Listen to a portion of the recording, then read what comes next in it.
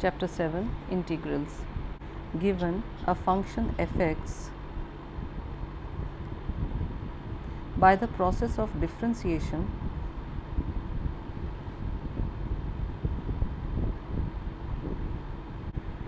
we obtain the derivative of f(x).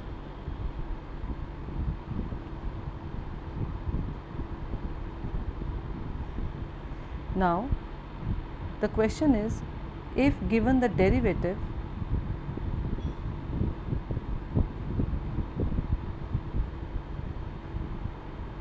can we determine the function which was actually differentiated? This process of determining the function which was actually differentiated is called integration.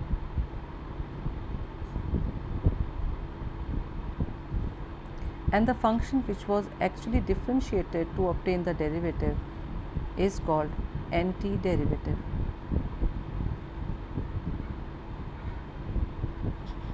Or primitive.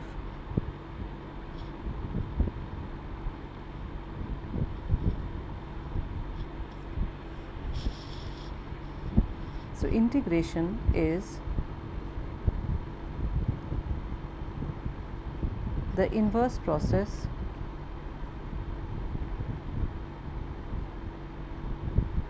of differentiation.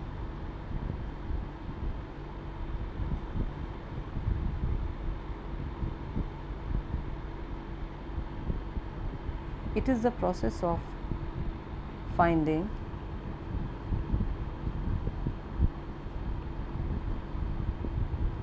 antiderivatives.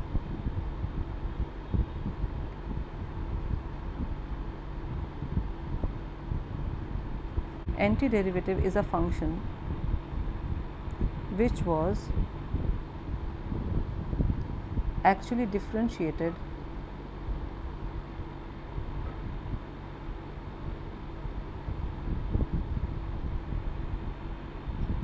to get f dash x.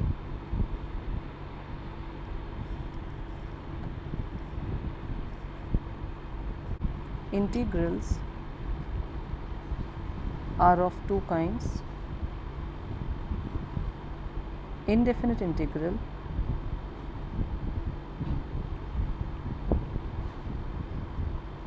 and definite integral.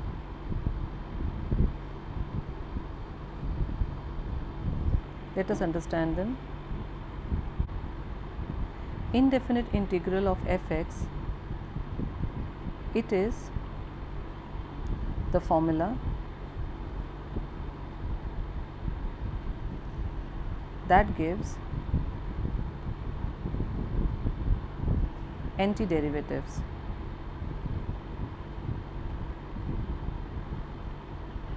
Antiderivative or primitive of a given function.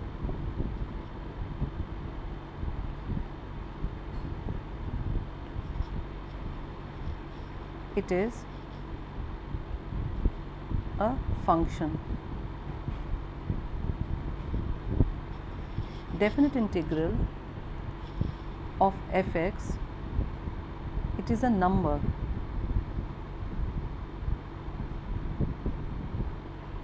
that represents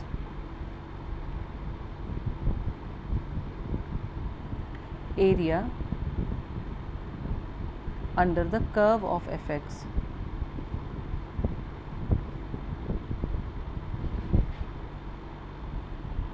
From x is equals to a to x is equals to b. Let us say this is the curve of a function f(x). Then for x is equals to a and at x is equals to b, under these two limits, this area is calculated by definite integral of f(x).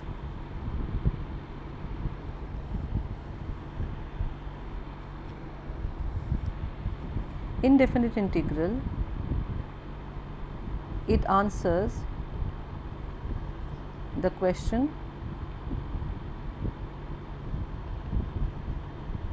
what function when differentiated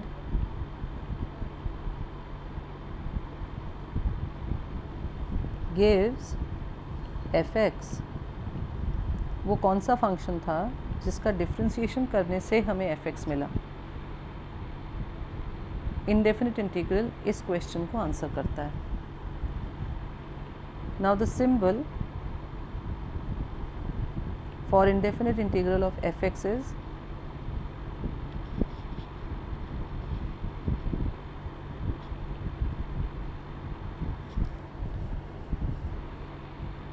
this is the symbol of integration.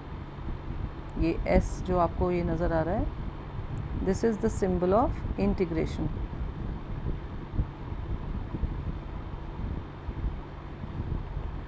fx is called integrand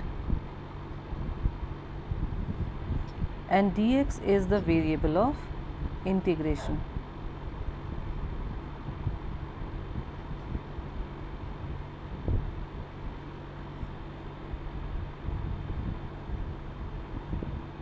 This whole symbol integral of f with respect to x.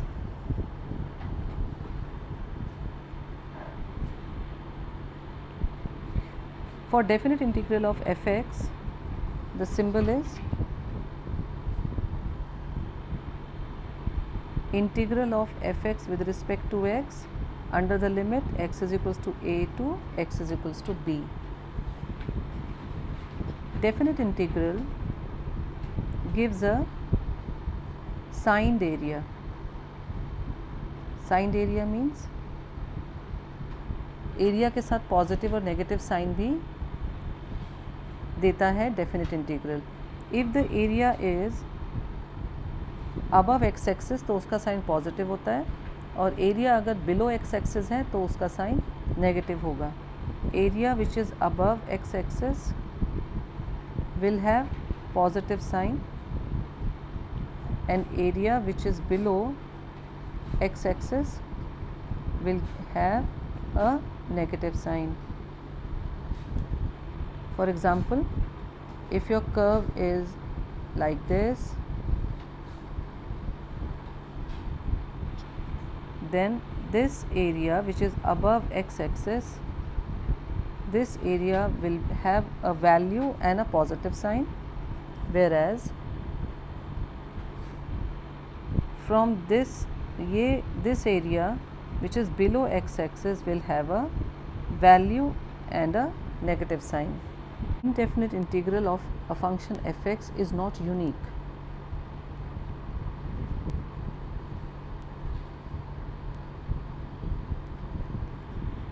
Definite integral of a function is unique. So definite integration में आपको unique answers मिलेंगे, indefinite integral में आपको unique answers नहीं मिलेंगे. Now let us understand this. If our function is cos x, then the derivative will be minus sin x. If the function is cos x plus 1, the derivative will be minus sin x, because 1 is a constant, उसका derivative 0 होगा. If our function is cos x minus 1, then also the derivative is minus sin x. If the function is cos x plus 2, then also the derivative is minus sin x. If the function is cos x minus 2, then also the derivative is minus sin x, and we can go on like this.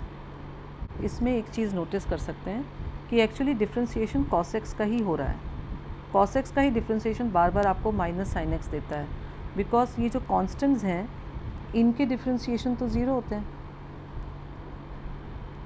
whereas all these functions are different.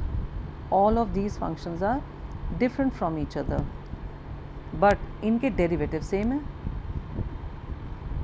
So if we are given the function minus sin x, we are given the derivative minus sin x, and we want to go back to the parent function by the process of integration, because integration is a inverse process of differentiation. So derivative अगर आपको minus sine x दिया जाए और आपको वापस parent function पर जाना हो, सो वी कैन नॉट जज कि ये minus sine x derivative cos x से आया है या cos x plus 1 parent function से आया है या cos x minus 1 parent function से आया है या cos x plus 2 parent function से आया है या cos x माइनस 2 से आया है। सो अगर आपका डेरिवेटिव माइनस साइन x है तो पेरेंट फंक्शन इनमें से कोई भी हो सकता था। इन फंक्शंस की खासियत क्या है, इंपॉर्टेंस क्या है? All these have cos x separated by a constant. So whenever minus sin x as derivative is given and you need to find out the antiderivative, we will not write simply cos x. So if we have to integrate minus sin x with respect to x, our answer will not be simply cos x, because we know कि differentiation की process में कोई constant ऐसा हो सकता है जो parent function के साथ हो और जिसका डिफ्रेंसिएशन ज़ीरो आ गया हो। इसीलिए जब आपको डेरिवेटिव दिया जाए और एंटी डेरिवेटिव निकालना होगा, so we will not simply write cos x, we will write cos x plus a constant. This c is very important. This c is a real number and is called constant of integration.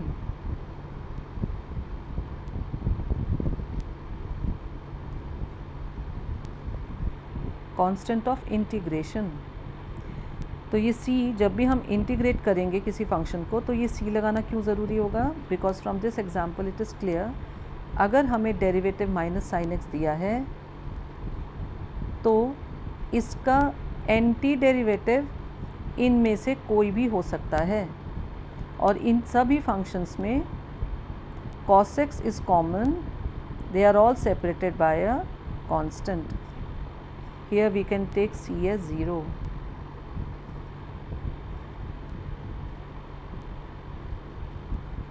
Therefore integration में जब आप integrate करेंगे किसी function को तो आपको ये constant of integration ज़रूर लगाना होगा। So indefinite integral of a function f(x) is not unique. Actually it gives a set of functions जिनका सभी का डेरिवेटिव सेम होगा. So it represents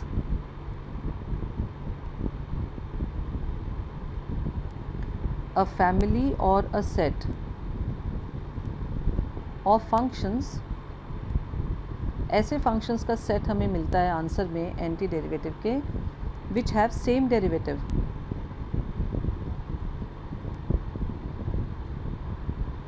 Because they are separated only by a constant. Same derivative का मतलब they have same slope of tangent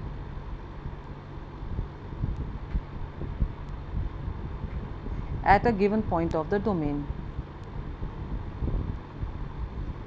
किसी भी point पर उन फंक्शंस में उनके डोमेन के किसी भी पॉइंट पर टेंजेंट्स अगर आप बनाएंगे तो उनका स्लोप सेम आएगा.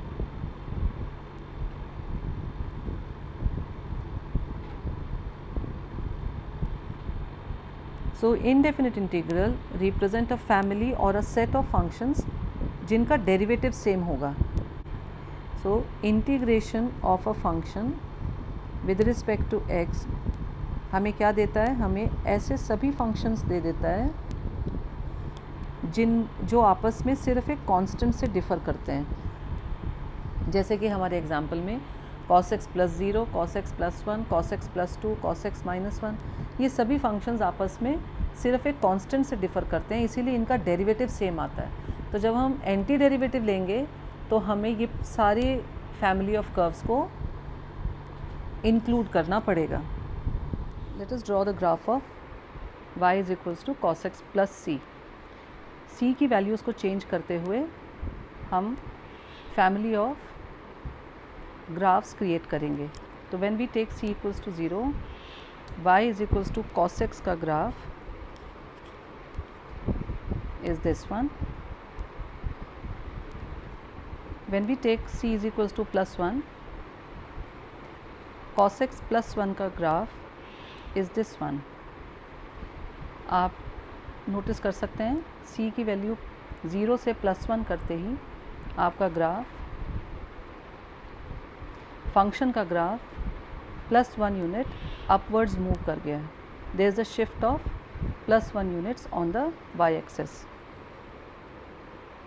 If we take c equals to -1, then the graph of cos x -1 is this, and clearly c को -1 लेते ही ग्राफ c equal to 0 की पोजीशन से 1 unit downwards on the y-axis shift कर गया है.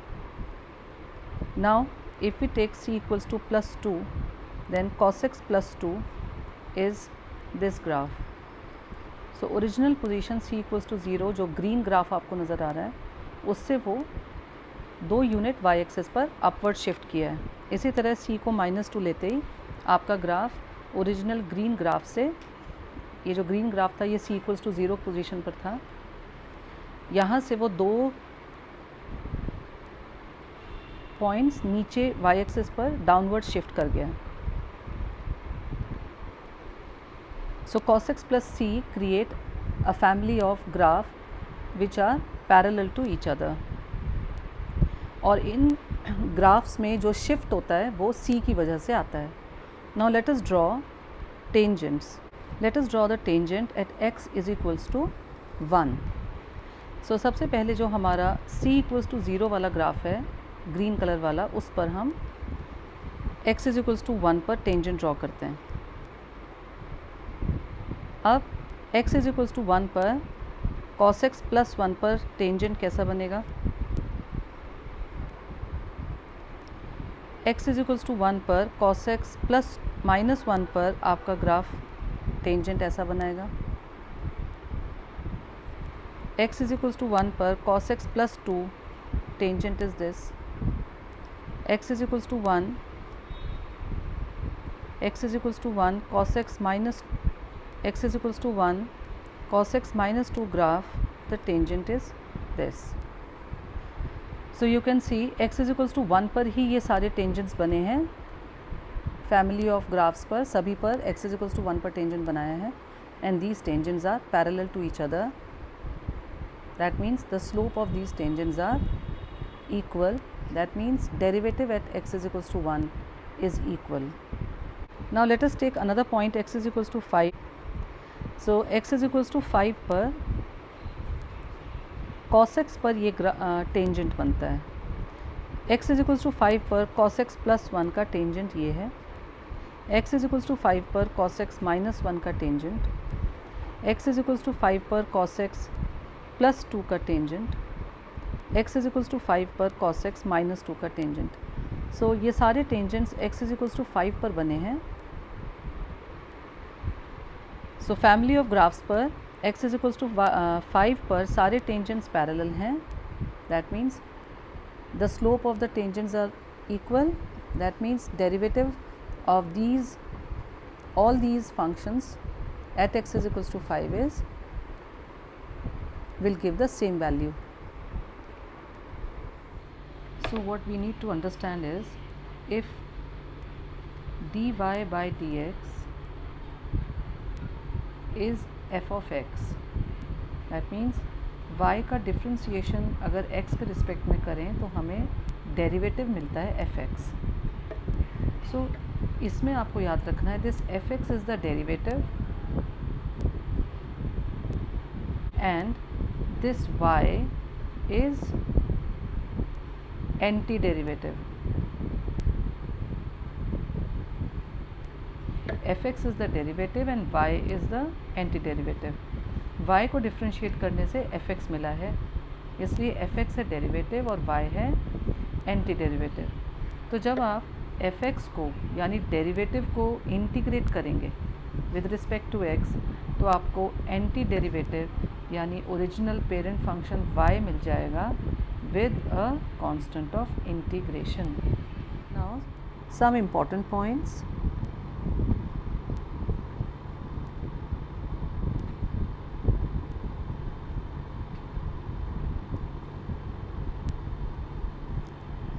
First, integration of function with respect to dx को आप ये नहीं लिख सकते, सिर्फ सिंपली इंटीग्रेशन ऑफ fx लिखना गलत है. Writing dx is very necessary. Writing dx is necessary because dx is the variable of integration. आप किस वेरिएबल के रिस्पेक्ट में फंक्शन को इंटीग्रेट कर रहे हैं, अगर आप यही नहीं बताएंगे तो आपका इंटीग्रेशन का कोई मायने नहीं है. सेकंड पॉइंट, अगर आप किसी भी फंक्शन को इंटीग्रेट कर रहे हैं, फॉर एग्ज़ाम्पल आप fx को इंटीग्रेट कर रहे हैं, तो इसमें इसका आंसर सिर्फ fx लिख देना is wrong. You need to write the anti derivative with a constant. So always right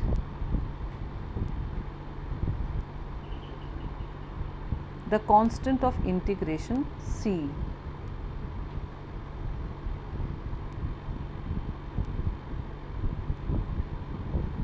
इसके बगैर आपका आंसर ये माना जाएगा कि आपने बहुत सारे आंसर्स में से किसी एक ही आंसर को चूज़ कर लिया है. Next point, integration of product of functions. इसमें आप इंटीग्रेशन को सेपरेट नहीं कर सकते. That means you can not write integration of fx with respect to x into integration of gx with respect to x. ये आप नहीं कर सकते. इसी तरह अगर दो फंक्शन कोशेंट में हैं, तब आप यहाँ पर भी इंटीग्रेशन को सेपरेट नहीं कर सकते.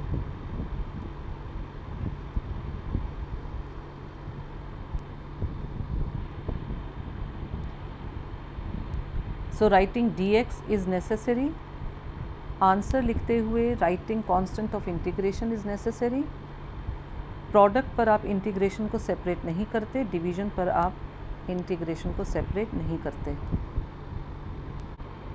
We know that derivative of x is 1. So अगर आपको 1 दे दिया जाए तो इसका इंटीग्रेशन क्या होगा?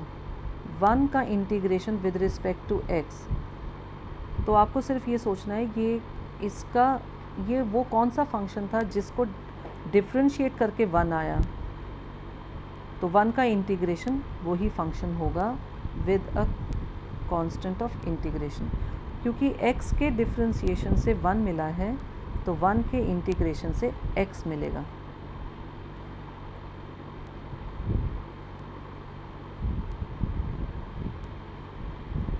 जैसे d by D x of sine x क्या होता है?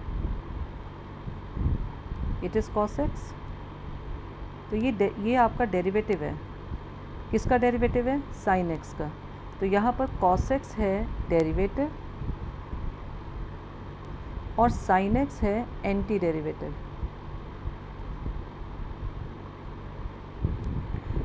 डिफ्रेंशिएशन की प्रोसेस से आपको साइन एक्स देता है कॉस एक्स.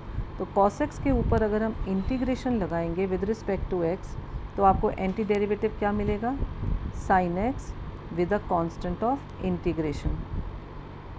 ये कांस्टेंट ऑफ इंटीग्रेशन क्यों ज़रूरी है? बिकॉज साइन एक्स का डेरिवेटिव कॉस एक्स है, तो साइन एक्स प्लस 5 का डेरिवेटिव भी कॉस एक्स ही होगा, क्योंकि ये 5 का डेरिवेटिव तो 0 होता है. साइन एक्स माइनस 5 का डेरिवेटिव भी कॉस एक्स ही होगा. इसीलिए जब कॉस एक्स से हम एंटी डेरिवेटिव लेंगे तो सिर्फ साइन एक्स नहीं लिख सकते, उसके साथ एक कांस्टेंट लेना ज़रूरी है. डेरिवेटिव ऑफ लॉग एक्स क्या होता है? इट इज़ 1 बाय एक्स और x टू द पावर -1. तो यहाँ पर ये वैल्यू है derivative of log x and log x is anti derivative of 1 by x. तो integration of 1/x with respect to x आपको log x देगा वापस with the constant of integration.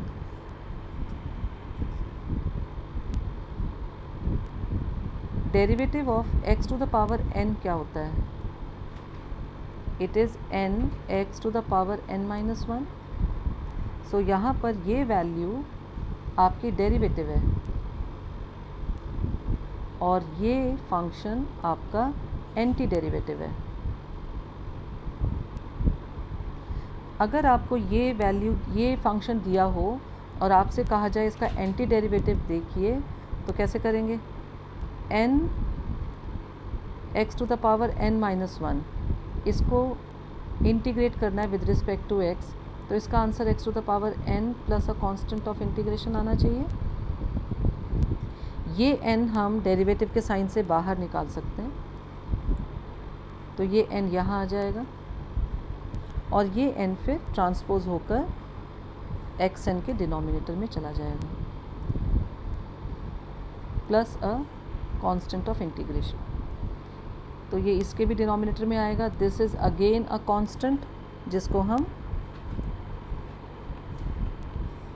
t से रिप्रेजेंट कर सकते हैं. तो अगर आप अब इस फॉर्मूले को ध्यान से देखें, यहाँ पर x की पावर है n-1 और एंटी डेरिवेटिव में x की पावर n है और डिनोमिनेटर भी n है, यानी यहाँ से एक +1 करके, इसमें +1 करके यहाँ वैल्यू बनती है. इसीलिए आपका फॉर्मूला बनता है integration of xn x to the power n with respect to x will B.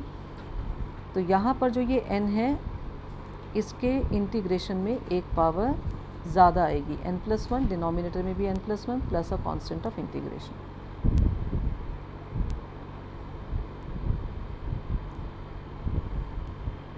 Now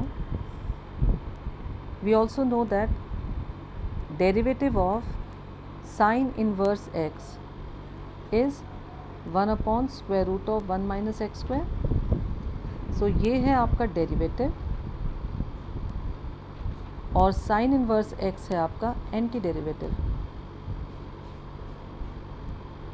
तो integration of 1 upon square root of 1 minus X square will give you anti derivative sine inverse x with a constant of integration. इसी तरीके से integration के सारे rules and formula develop हुए हैं. Now rules of integrals.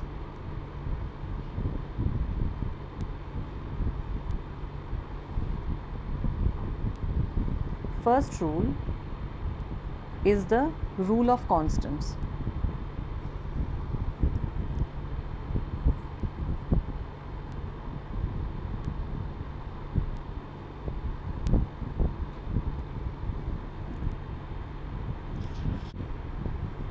So rule of constant में सबसे पहले the rule is इंटीग्रेशन अगर सिर्फ ये इंटीग्रेशन अगर आपको करना है, there is no function, so you will understand there is one return with dx. So integrating 1 with respect to x will give you x plus c. c is the constant of integration. Next rule of constant is अगर किसी function के साथ कोई constant k multiplied है, then you can take out k out of the sign of integration and integrate only the function f(x) with respect to x. so constant को आप हमेशा integration के साइन से बाहर लेकर आ सकते हैं. so थर्ड रूल, कांस्टेंट को अगर आपने इंटीग्रेट करना है विद रिस्पेक्ट टू x, तो आप इस कांस्टेंट को इंटीग्रेशन के साइन से बाहर ले आइए और फर्स्ट रूल के accordingly integration of dx will be x only. So these 3 are the rule of constants. Next, rule of sum and difference.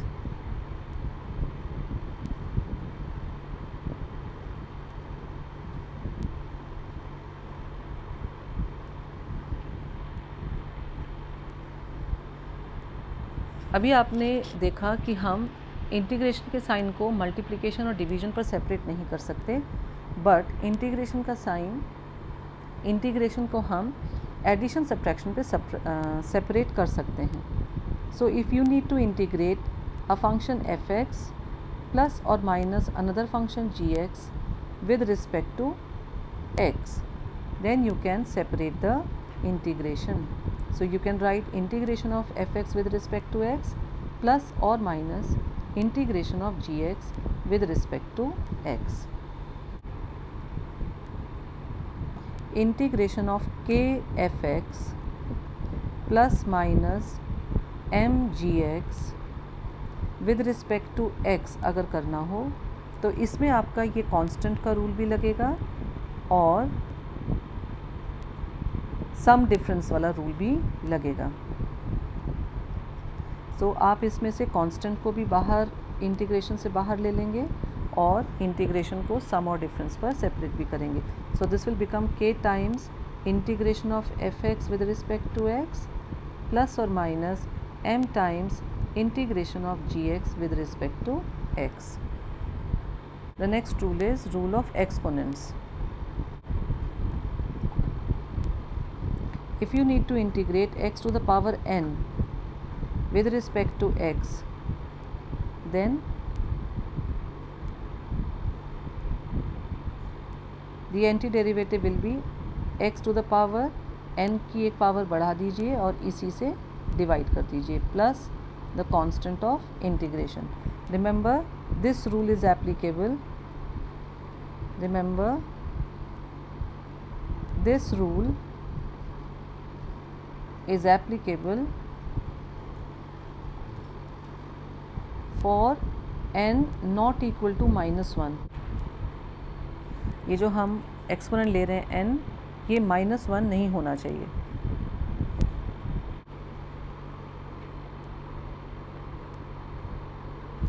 Rule of logarithm.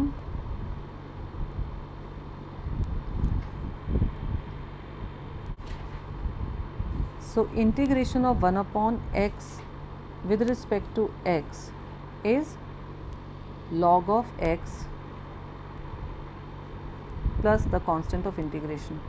And you should notice कि यहीं पर हम लोगों ने x to the power -1 को include किया है. So x to the power -1 actually becomes 1 by x और उसका integration is log x plus c. Therefore n को -1 हम एक्सपोनेंट वाले रूल में इंक्लूड नहीं करते हैं.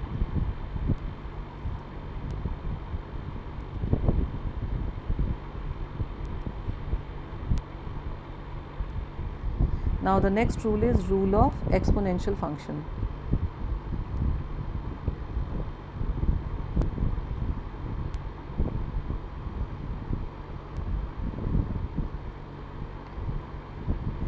Integration of ax with respect to x will be ax upon log a plus constant of integration.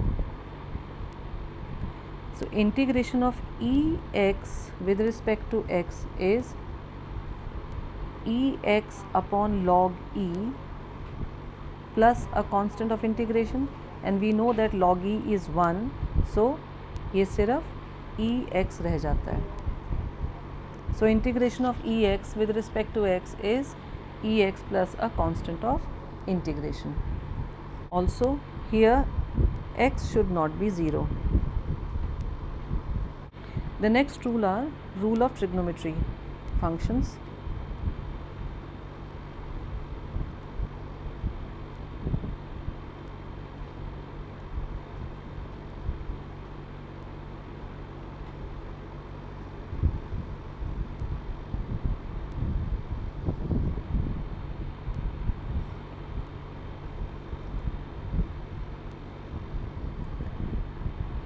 Integration of sin x with respect to x is minus cos x plus a constant of integration. Integration of cos x with respect to x is sin x plus a constant of integration. integration of secant square x with respect to x is tan x plus a constant of integration. Integration of cosecant square x with respect to x is minus cot x plus a constant of integration. Integration of secant x tan x with respect to x is secant x plus a constant of integration. Integration of cosecant x cot x with respect to x is minus cosecant x plus a constant of integration. Integration of 1 upon 1 plus x square is tan inverse of x plus a constant of integration. Integration of 1 upon square root of 1 minus x square is sin inverse x plus a constant of integration. Next, integration of 1 upon x square root of x square minus 1 is secant inverse x plus a constant of integration और minus cosecant inverse x plus a constant of integration. जैसे इस integration को आपको दो answers मिल रहे हैं, या तो secant inverse x with a constant of integration and minus cosecant inverse x with a constant of integration. बिल्कुल उसी तरह इसके भी आपको दो आंसर्स मिलते हैं. One is tan inverse x plus a constant of integration और minus cot inverse x plus a constant of integration. इसके भी आपको दो आंसर्स मिलते हैं. साइन इन्वर्स एक्स प्लस इसके भी आपको दो आंसर्स मिलते हैं. Sine inverse X plus a constant of integration और minus cos inverse X plus a constant of integration.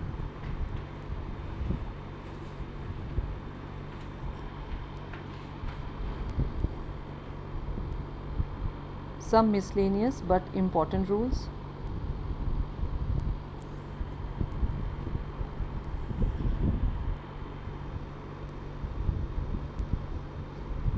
अगर आपको इंटीग्रेशन करते हुए एक न्यूमरेटर में डेरिवेटिव और डिनोमिनेटर में पेरेंट फंक्शन मिले and you have to integrate it with respect to X, then this will give the answer log of F x